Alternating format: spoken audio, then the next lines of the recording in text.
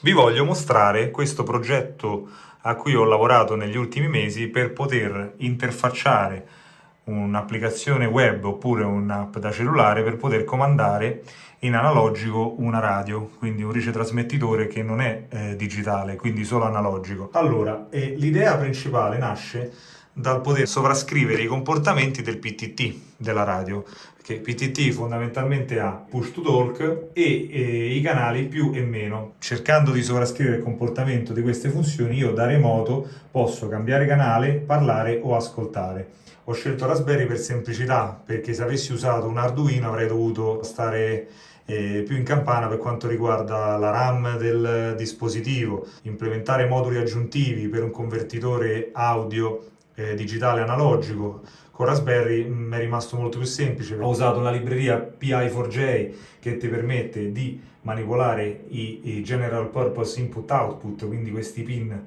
che vedete qui, e pilotarli tramite Java. Io sono programmatore Java, quindi ho preferito usare Java, è stato molto semplice in realtà adattare il codice a questo tipo di attività.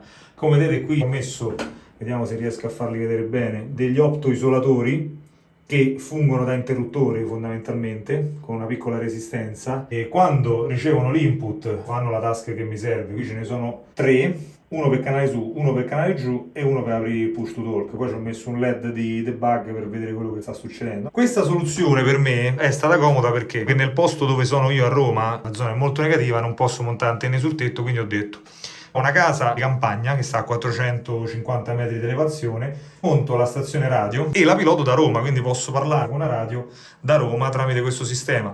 Ovviamente, come avrete ben intuito, funziona tramite internet, quindi qui in campagna ho un'altra antenna 4G di quelle rettangolari che ricevono pure un buon segnale e mi permettono di comunicare da Roma a qui, passando la mia voce e la voce di chi mi parla tramite internet. Adesso vi faccio vedere. Questa è l'app che ho sviluppato per Android, questo è un indirizzo IP interno, non è pubblico, quindi non è possibile accedervi, è come un indirizzo LAN 192.168, io entro e appena si connette potete sentire quello che la radio manda in tempo reale. Come vedete è sincronizzato pure sulla frequenza della radio stessa.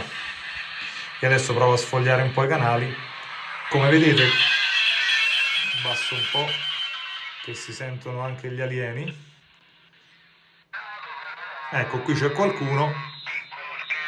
Come vedete sul frequenzimetro, sullo smeter, c'è segnale in entrata da parte di qualcuno e dal telefonino esce l'audio. Ok?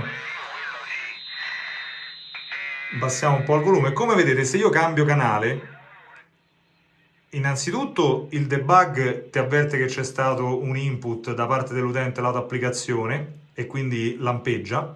Seconda cosa, come vedete, canale 18 sull'app 18, adesso sfoglio, 17, 16, 15, 14 e così via. Ora ci posizioniamo sul 18 che mi sembrava libero e vi faccio vedere se io premo il PTT cosa succede. Io parlo.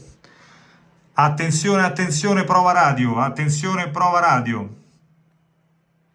Come vedete la radio segnala volume in ingresso da parte del microfono e quindi posso parlare. Ecco, un'altra funzione che ho messo è il Roger Beep, in modo tale da, specialmente in banda laterale, capire quando finisce la mia trasmissione. Questa è una soluzione che sto utilizzando per poter parlare, diciamo, in un punto vantaggioso, non essendo fisicamente qui. Ovviamente ci avete bisogno, come vi ho detto già prima, di una connessione a internet. Adesso vi faccio vedere, se riesco a trovare qualcuno proviamo a fare un'interazione, altrimenti vediamo.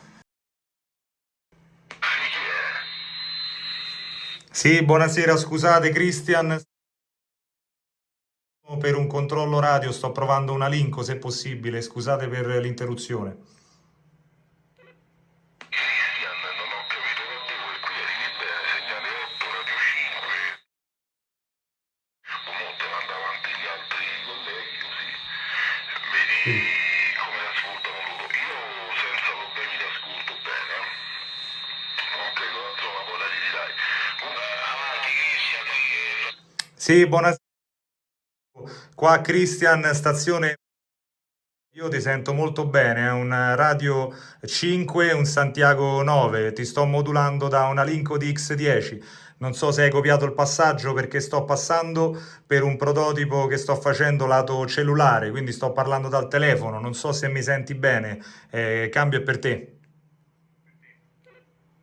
Sì, appena io l'ascolto bene, che stiamo facendo delle prove, sei passato benissimo, perfetto, buonasera, ben ascoltato per la prima, siamo in tanti, mi posso saltare la ruota, va bene, vado per... Ok, grazie. Sì, no, io l'ascolto bene, Inoltre, per gestire, diciamo, l'efficienza energetica o per gestire da remoto l'accensione e lo spegnimento, ho installato delle prese di quelle collegate al wifi che possono essere attivate o disattivate da remoto e quindi questo mi permette di spegnere la radio a distanza. E anche il Raspberry. Come vedete c'è il LED rosso dentro che non so se si può vedere, ma comunque lo spengo in questo modo.